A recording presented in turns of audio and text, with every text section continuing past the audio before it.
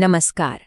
आज हम एक ऐसे विश्लेषण पर चर्चा करने वाले हैं जिसने लिटरली इतिहास की धारा को पूरी तरह बदल कर रख दिया। ये एक ऐसी कहानी है जहां समुद्र की गहराइयों में एक खतरनाक शतरंज खेली गई। एक ऐसा हाई स्टेक्स टैक्टिकल ड्यूल जिसमें चली गई हर एक चाल देश के भविष्य को तय कर रही थी और जिसने जीत और हार के मायने ही बदल दिए। 93,000। अब ये कोई मामूली आंकड़ा नहीं है। सोचिए, इतने सैनिकों ने एक साथ आत्मसमर्पण किया था। सेकेंड वर्ल्ड वॉर यानी द्वितीय विश्व युद्ध के बाद से दुनिया ने सच में इतना बड़ा मिलिट्री सरेंडर कभी देखा ही नहीं था।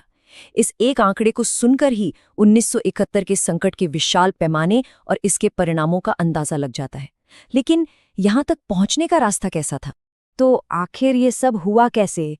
कैसे एक खुफिया अंडर वाटर बैटल और एक ऐसे फैंटम यानी मायावी एयरक्राफ्ट कैरियर ने, जो दरअसल वहां था ही नहीं, इस ऐतिहासिक सरेंडर की नींव रखी? ये बिल्कुल एक cat and mouse espionage thriller जैसी स्थिति थी जिसने दुश्मन के होश उड़ा दिए थे। पहला भाग 1971 का संकट। मार्च 1971 का समय। जियोपॉलिटिकल प्रेशर अपने चरम पर था और इमीडिएट मिलिट्री इंटरवेंशन की आवश्यकता महसूस होने लगी थी। स्थिति कितनी गंभीर थी इसका अनुमान इस संख्या से लगाइए। 90 लाख से ज्यादा रेफ्यूजीज। जैसे जैसे बॉर्डर पार करके लोग शरण लेने आ रहे थे, एक अत्यधिक दबाव बन रहा था। इसने लगभग $700 मिलियन का आर्थिक बोझ खड़ा कर दिया था, जो उस वक्त सेंट्रल गवर्नमेंट के बजट का करीब 4% था। यह एक ऐसी स्थिति थी जिसने डेमोग्राफिक्स और आर्थिक ढांचों पर भारी संकट ला दिया था। इंटरवेंशन करना अब अनिवार्य हो चुका था, लेकिन सीधे युद्ध शुरू करने के बजाय बिल्कुल अलग तरीके अपनाए गए। दूसरा भाग ऑपरेशन एक्स और सप्लाई डिस्ट्रप्शन। देखिए, हवाई रास्ते तो पहले ही बंद किए जा चुके थे, तो अब ईस्ट पाकिस्तान तक पहुंचने वाली समुद्री सप्लाई लाइंस को काटना सबसे जरूरी था। और इसमें सबसे दिलचस्प बात यह है कि ये सब कुछ एक सामान्य से रेडियो सिग्नल पर निर्भर कर रहा था। 15 अगस्त 1971 की रात को रेडियो पर 2 प्री डिसाइडेड गाने बजाए गए। ये सिर्फ गाने नहीं थे, बल्कि एक ट्रिगर था। इसे सुनते ही सीक्रेट कैंप C2P में ट्रेंड मुक्ति बाहिनी कमांडोज ने अपना कमाल दिखाना शुरू कर दिया। इन्होंने अंधेरे में अंडर वाटर स्विम करके वेसल्स के नीचे मैग्नेटिक लिम्पिड माइंस लगा दिए। और इस ऑपरेशन का असर देखिए, 19,000 टन इतनी भारी मात्रा में अस्त्र, शस्त्र और एम्यूनिशन एक ही दिन में तबाह हो गए। MV अल अब्बास और MV हॉर्मोज जैसे जहाज उड़ा दिए गए। इसने विरोधी के लॉजिस्टिक्स की कमर पूरी तरह से तोड़ दी। लेकिन इस तबाही के तुरंत बाद एक और नई चुनौती सामने आ खड़ी हुई। तीसरा भाग INS विक्रांत पर निशाना।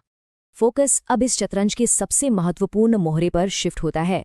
दोनों तरफ की ताकत कितनी एसिमेट्रिकल थी, ये समझना बहुत जरूरी है।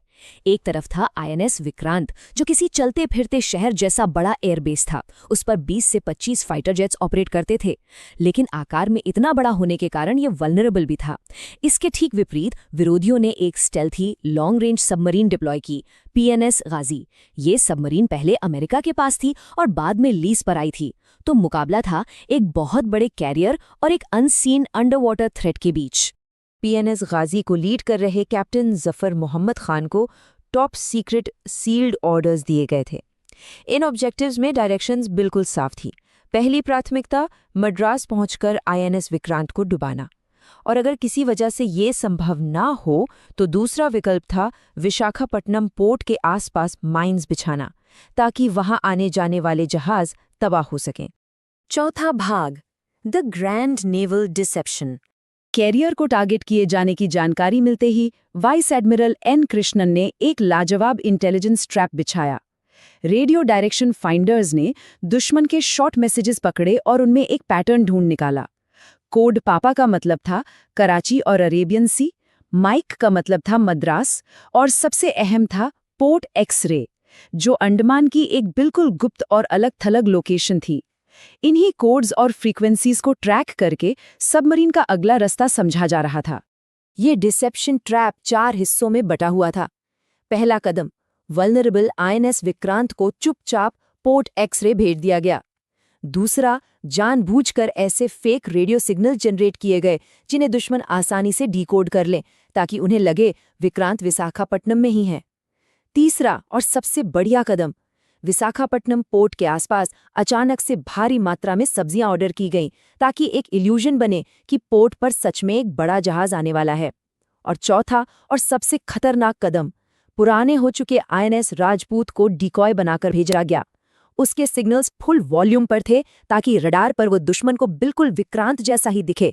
25 नवंबर 1971 की रात को एक मैसेज इंटरसेप्ट होता है, occupy zone victory with full dispatch, intelligence indicates carrier in port. ये वो एग्जैक्ट पल था जब ये ट्रैप 100% काम कर गया।